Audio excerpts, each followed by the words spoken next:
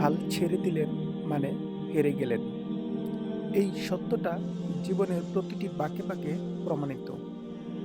জীবন কখনোই এক সরল পথে চলে না। এখানে সাফল্যের পাশাপাশি ব্যর্থতাও আসে। উত্থান পতনই মানুষকে শক্ত করে, বাস্তবতার সঙ্গে লড়াই করতে শেখায়। যে মানুষ কষ্টের সময়েও নিজের স্বপ্ন আঁকড়ে ধরে রাখে সেই এগিয়ে যায়। পতনের ভয় নয়, উঠে দাঁড়ানোর সাহসী মানুষের আসল পরিচয়।